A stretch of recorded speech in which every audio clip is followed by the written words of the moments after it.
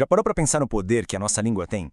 Nesta análise, a gente vai mergulhar nas figuras de linguagem, que são basicamente as ferramentas secretas que dão cor, força e até um certo tempero para tudo que a gente fala e escreve. E vamos ver como elas se organizam em 4 grandes famílias. Para começar, vamos direto para essa frase do Monteiro Lobato. À primeira vista, parece que tem alguma coisa bem errada aqui, né?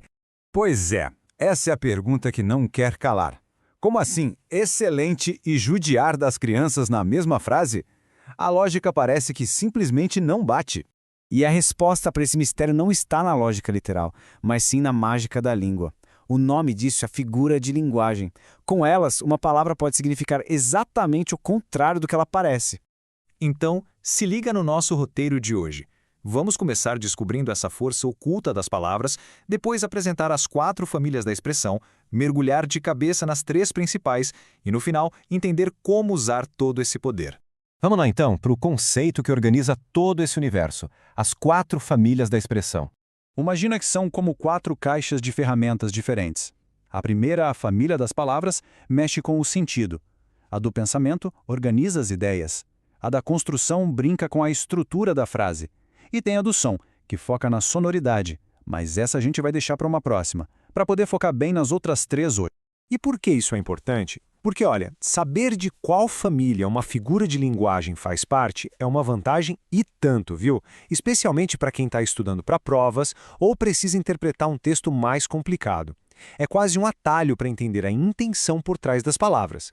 Começando pela primeira família e talvez a mais famosa de todas, aquela que mexe diretamente com o significado das palavras. O truque aqui é pegar uma palavra e tirá-la do seu sentido comum, aquele do dicionário, sabe? Para criar um efeito muito mais expressivo, muito mais forte. E aqui a gente tem um exemplo clássico. Qual a diferença entre comparação e metáfora? É sutil, mas faz toda a diferença. A comparação usa uma ponte, um conector, tipo a palavra como. Já a metáfora derruba essa ponte. Ela faz uma afirmação direta, sem rodeios. Ela é uma flor. A força é outra, né? Olha só que genial esse poder da metáfora na mão de Clarice Lispector. Ela não diz que a girafa parece alguma coisa, ela afirma o que a girafa era. E com isso, ela cria uma imagem na nossa cabeça que é simplesmente inesquecível. Bora para outra ferramenta dessa família, a metonímia. Aqui, a jogada é uma substituição inteligente. A gente troca uma palavra por outra porque existe uma relação bem próxima entre as duas. E o mais legal é que a gente faz isso o tempo todo sem nem perceber. Ninguém leu o Machado de Assis em pessoa, lê a obra dele. A gente não come o prato, e sim o que está dentro. É um jeito muito mais econômico e, vamos combinar, elegante de se comunicar. Ok, saindo um pouco das palavras isoladas, vamos agora para a família que trabalha com as ideias, com os conceitos. Aqui o jogo sobe de nível. Não é mais sobre o sentido de uma palavra, mas sobre a relação entre diferentes ideias. Seja oposição, exagero, suavização, o objetivo é criar impacto no campo do pensamento. E a primeira figura dessa família é a hipérbole, a famosa arte do exagero. É quando a gente aumenta a escala de propósito para dar mais ênfase, mais drama para uma ideia. Quem nunca falou um "estou te esperando há séculos" ou "já te avisei 1.000.000 de vezes"? É claro que não foi 1.000.000, mas o exagero passa a mensagem da impaciência ou da insistência perfeitamente. Isso é a pura hipérbole em ação. E na outra ponta, a gente tem o eufemismo. Se a hipérbole aumenta, o eufemismo diminui, suaviza. É aquela ferramenta que a gente usa para falar de assuntos delicados, sabe? Para dar uma notícia difícil de um jeito mais brando. Esse verso da música Aquarela é de uma delicadeza incrível. Descolorirá é uma forma muito mais poética, muito mais suave de falar sobre a morte, sobre o fim. É um eufemismo perfeito. E agora o paradoxo, também chamado de oxímoro. Essa figura é fantástica. Ela une coisas que parecem impossíveis de estarem juntas. 2 conceitos opostos, que quando combinados criam um sentido totalmente novo e surpreendente. Calma, ferocidade. Como é que alguma coisa pode ser calma e feroz ao mesmo tempo? Parece não fazer sentido, mas é justamente nesse choque que o paradoxo revela uma verdade muito mais profunda sobre o que Clarice estava descrevendo. Agora vamos para a nossa última parada de hoje, a família que brinca com a arquitetura das frases, com a estrutura da oração. Aqui, o foco não é mais o que a palavra significa, ou a ideia por trás.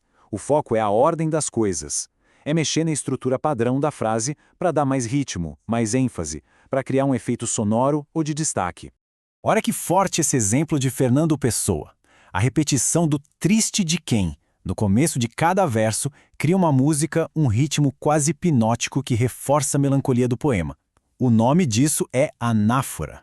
É uma das ferramentas mais poderosas dessa família, que também sabe inverter, omitir ou repetir palavras para criar efeitos incríveis. Muito bem. Agora que a gente já viajou por essas 3 famílias, vamos amarrar tudo isso e entender o que fazer com todo esse poder da linguagem. Então, para resumir de um jeito bem claro, a família das palavras foca no sentido, a do pensamento nas ideias e a da construção na estrutura, cada uma com seu kit de ferramentas para deixar a comunicação muito mais rica e eficiente.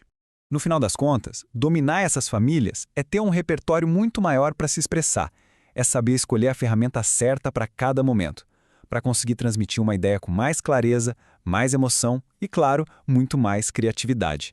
E para fechar, fica uma reflexão. De todas essas ferramentas que a gente viu, da metáfora ao paradoxo, do exagero à repetição, qual delas acaba sendo a mais poderosa na comunicação de todo dia?